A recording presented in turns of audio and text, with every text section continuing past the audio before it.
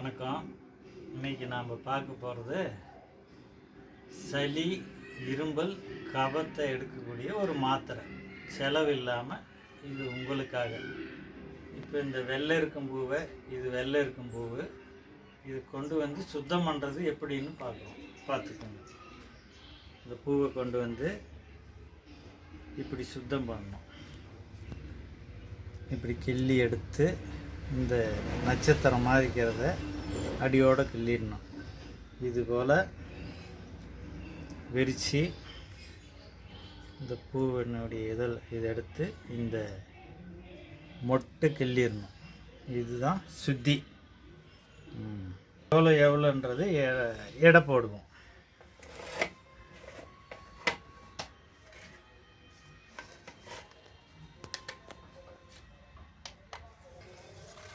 இப்போ வந்து இது வெள்ளை இருக்கும் பூவு, இதை எடை போடுறோம்.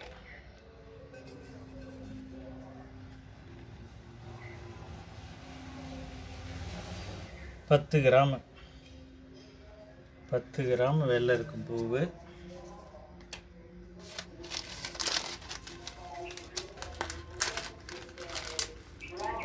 மிளகு நம்ம ரசத்துக்கு பூவை வந்து 10 கிராம் போட்டாச்சு. அடுத்தது மிளகு, நம்ம ரசத்துக்கு குழம்புக்கெல்லாம் போடக்கூடிய மிளகு.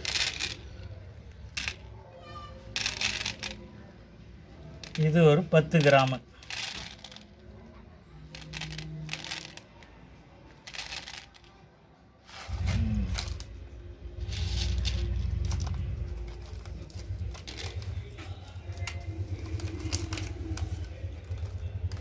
இது ரெண்டையும் சேர்த்து இப்போ அரைக்க போகிறோம்.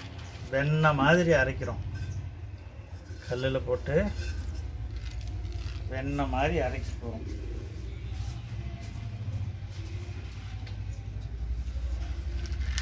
முதல்ல மிளகு போட்டுக்கணும்.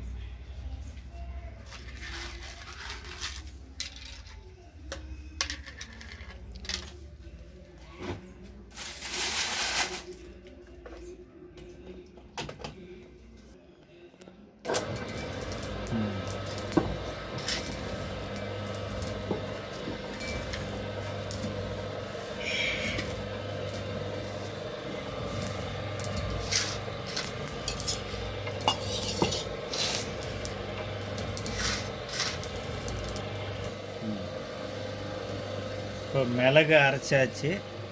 மிளகு மஞ்ச உடனே வெள்ளை இருக்கும் பூவு, அது 10 கிராம், இது 10 கிராம் போட்டு இதை வெண்ணெய் மாதிரி அரைக்க போகிறோம்.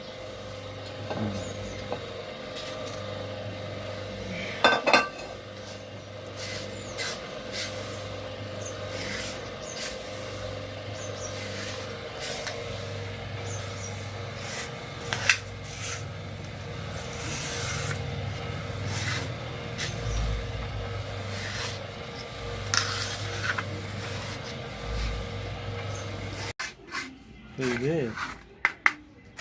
நைஸாக அரைச்சாச்சு. எவ்வளோ நைஸாக அரைக்கிறோமோ அவ்வளோ வேலை செய்யும். நைஸாக அரைச்சாச்சு. இதை எடுத்து மிளகு போல் உருண்டை உருட்டணும்.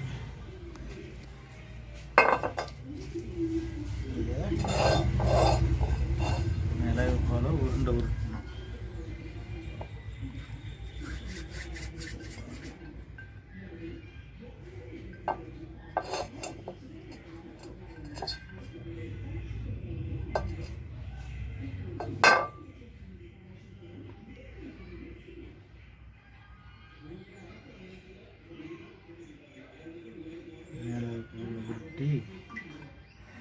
நல்லா கடுகு மாதிரி வெயிலில் உணர்த்த வேண்டும். இப்போ மாத்திரை இந்த அளவுக்கு மாத்திரை உருட்டிக்கணும். ஒரு குண்டுமணி அளவுக்கு மாத்திரை உருட்டிக்கணும். உருட்டி இது கடுமையான வெயிலில் வச்சு நல்லா உணர்த்தி கண்ணாடி பாட்டிலில் போட்டுக்கின்னு சளி, இருமல், கபம் வரும்போது ஒரு மாத்திரை எடுத்து போட்டு சுடு தண்ணியில் சாப்பிட்டிங்கன்னா உடனே கேட்கும். காலை மாலை 2 வேளையும் சாப்பிடலாம். இது உங்களுக்காக நீங்கள் செய்து சாப்பிடுங்க. நன்மை பெறுங்கள்.